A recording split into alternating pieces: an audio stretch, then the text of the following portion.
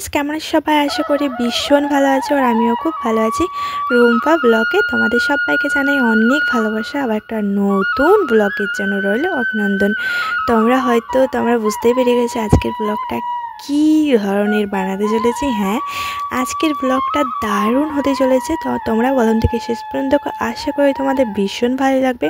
অনেক দিন পর আবার একটা ব্লগ ভিডিও শেয়ার করছি তোমাদের সাথে। ব্লগ ভিডিও শেয়ার করতে কিন্তু আমার ভীষণ ভালো লাগে তোমাদের সাথে শেয়ার করতে।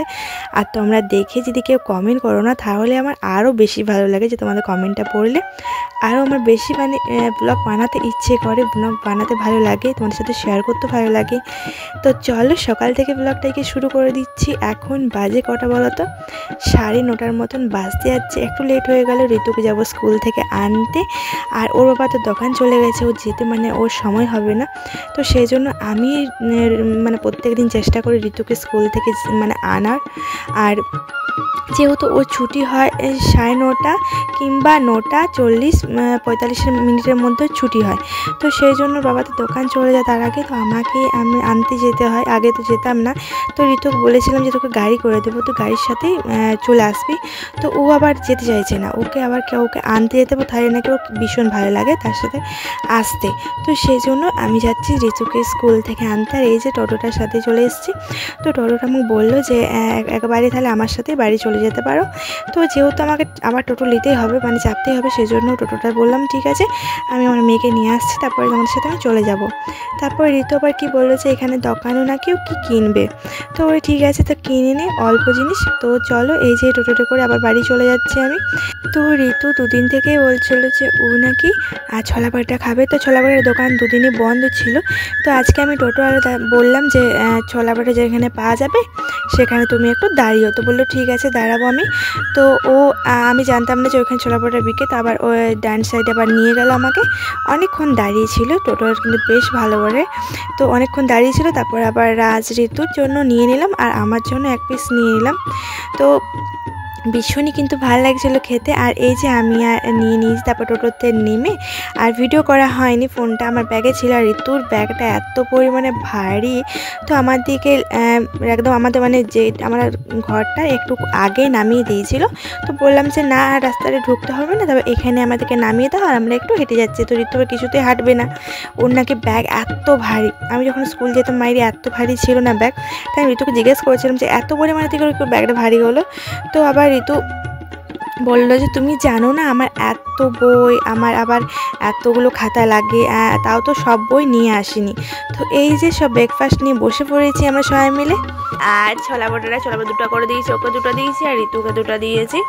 তো ওরা এই যে খাচ্ছে, ওইটাতে ওদের পেট ভরে যাবে তাই না। আর সব বোতলগুলো ঋতু ধরে নিয়েছিল। রাজ সব জল বোতলগুলো ধরেছে। এখন আমার বিছনা বাগাতে আছে, আমি এখন বিছনা বাগাবার সময় পাইনি।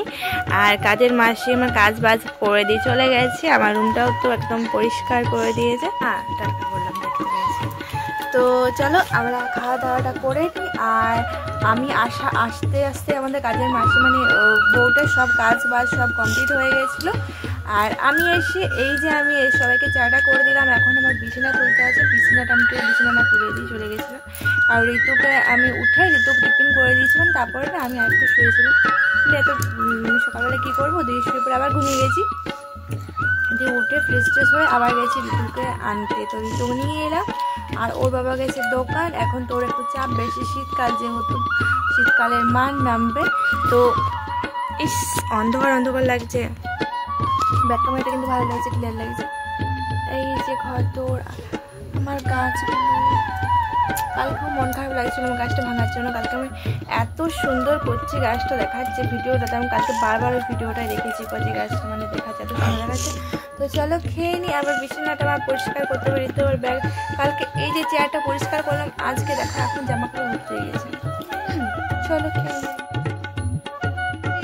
তো এখন আমি বসে আছি রান্নাঘরে, এখন বাজে 11:30 মতন। আর আমাদের ব্রেকফাস্ট টেকফাস্ট করা তো দেখিয়েছিলাম যে সব কমপ্লিট হয়ে গেছে। এখন রাজ করছে যে বই পড়তে বললাম, যে ওর কিছুদিন পর পরীক্ষা, তো স্কুলটা ছুটি আছে, বললাম পড়তে কি অসুবিধাটা ছুটির সঙ্গে রাখে। আর এখন আমি নিয়ে নিয়েছি এই যে চালটা ধোবো আর ধুয়ে আমি জল চাপিয়ে দিয়েছি। এই যে জল চাপিয়ে দিয়েছি এখানে। চলো ব্যাক ক্যামেরা। চালটা ধোবো আর এখানে নিয়েছি 5 পিস মাছ আছে, জল চাপিয়েছি। তো এই যে দেখতে পাচ্ছ, আর আলুটার উপরে রেখেছি মশাই ডিম। তো ডিম নিয়ে এসেছিল, ভাবলো যে ডিমের আমি আজকে পাতলা পাতলা ঝোল করবো সিম্পল, কারণ সর্দির জন্য মানে বেশি পুরো খেতেও ইচ্ছে করছে না, আর কীরকম শরীরটা লাগছে, ভাবলাম যে মানে হালকা পাতলা আজকে একটু তরকারি করবো, বেশি পুরো কিছু একটা করবো না। কালকে ফুলকপি খাওয়ার জন্য একটু শরীর খারাপ হয়েছে। ঠিক আছে, এরপর এখানে বসেছে পড়তে একটা কিছু পাঠ। এটা লাইটটা না কমে যাচ্ছে, তো রাজ পড়ুক আর ঋতু এদিকে ঘুমোচ্ছে, আমি এদিকে রাজ এখানে পড়বে, আমি এদিকে টুকিটাকি রান্না সেরে নেবো। আর দেবু গেছে তোর দরকার, আমার সঙ্গে সেখানে গল্প হচ্ছে মাছের কেনা। আর আমাদের 5 পিস মাছে অলরেডি হয়ে যাবে। রাজ ঋতুকে জিজ্ঞেস করে ঋতু ডিম খাবে না মাছ খাবে, ডিম দিয়ে দেবো। আর রাজকে জিজ্ঞেস করে নি ডিম খাবে না মাছ খাবে, ওরা মাছটা রোজ খেতে চায় না। তো চলো আস্তে আস্তে কাজ সারি, তোমার সাথে গল্প শেয়ার করবো।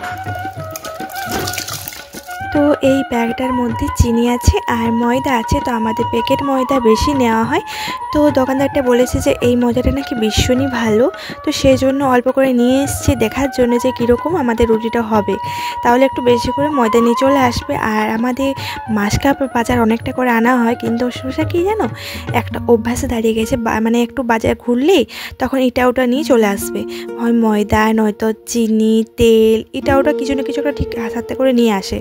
মানে বাইরে থাকলে না খালি হাতে ঘর ঢোকে না, সেটা নাকি ছোটোর থেকে অভ্যাস মশাই। তো সেই জন্য এই যে এগুলো সব ঢেলে নিচ্ছি আমি, না যে একটুতে ফাঁকা থাকে না তাহলে মানে ইঁদুরে কেটে পেটে দেবে, নষ্ট হয়ে যাবে।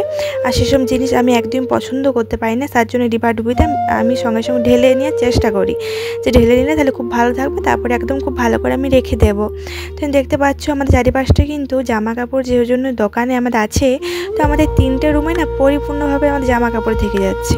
তো আমি দেবুকে তাই বলছিলাম যে একটা যেহেতু একটা রুমে জামা কাপড় রাখতে তো অনেকগুলো যেহেতু মাল আছে, সেই জন্য কিছু মাল আগে শেষ হয়ে যাক, তারপরে আমাদের একটা যে কোনো রুমে জামা কাপড় রেখে দেবে। তো মাঝের রুমটাতে আছে, এই ছোট্ট রুমটাতে আছে, আবার ডয়ের রুমটা তো আছে, মানে প্রত্যেকটা রুমেই আমাদের মালে ভর্তি থাকে।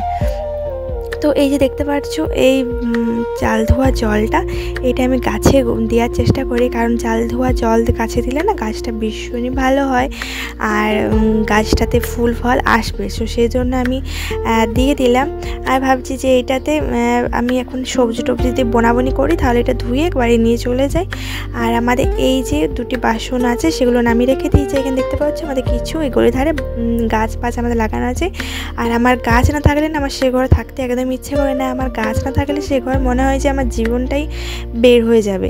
গাছ থাকলে আমার ভীষণই ভালো লাগে। আর আমি মাঝে মধ্যে একবার করে গাছের সাথে মানে ভালো লাগে, যে গাছ ভালোবাসে না সে মনে করে যে গাছের সাথে কথা বলতে আমার ভীষণ ভালো লাগে, গাছকে লাড়তে ভালো লাগে, তারপরে গাছের সাথে এরকম দেখতে ভালো লাগে, একদৃষ্টে তাকিয়ে থাকতে ভীষণ ভালো লাগে।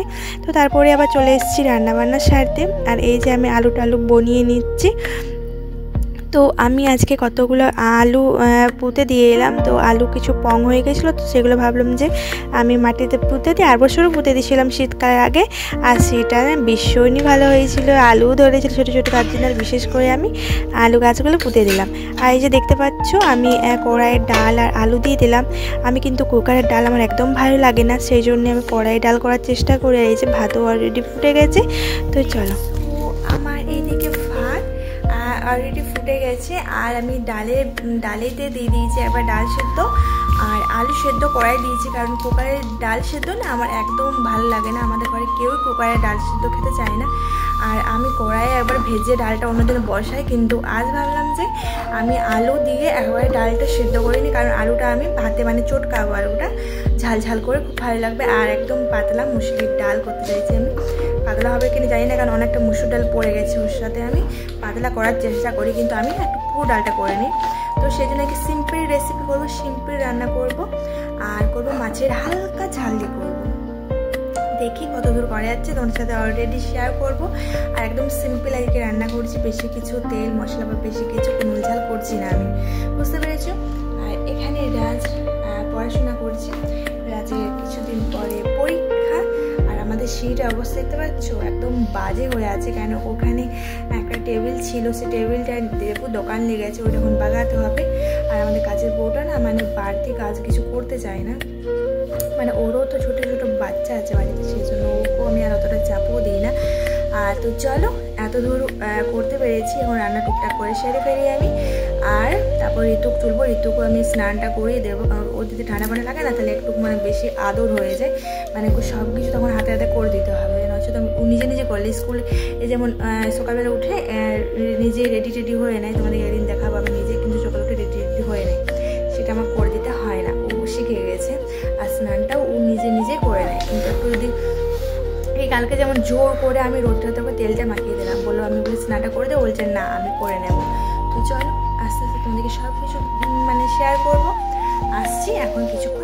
তো আমি আবার এদিকে ঋতুকে খাইয়ে দিচ্ছি, খাইয়ে দিলে কি হয় জানো, খাইয়ে দিলে দুটি বেশি খায়, নচেত কিছুতে খেতে চাইবে না, এটা খাবে না ওটা খাবে না, ডালে আবার জিরা দেওয়া চলবে না, তারপরে আবার মাছ দেওয়া চলবে না, মাছের ও একদম ছাল চুল ফেলে মানে সে যা মানে শুধু সাদা সাদা মাছটা খাবে, এত পরিমাণে জ্বালায় না।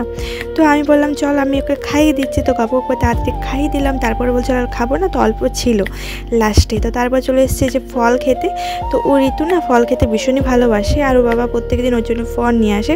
তো এই ফলগুলো না ও আর রাজ তো একদমই খেতে চায় না আপেল টাপেল, ও রাজ হয়তো দুটো কলা খাবে, ঋতু আপেল খুব পছন্দ করে। আর এই আপেলগুলো এত পরিমাণে মিষ্টি না, ভীষণ মিষ্টি, তো আমি এত মিষ্টি এবার খেতে পারি না, তো এত পরিমাণে মিষ্টি চিনি ফেল।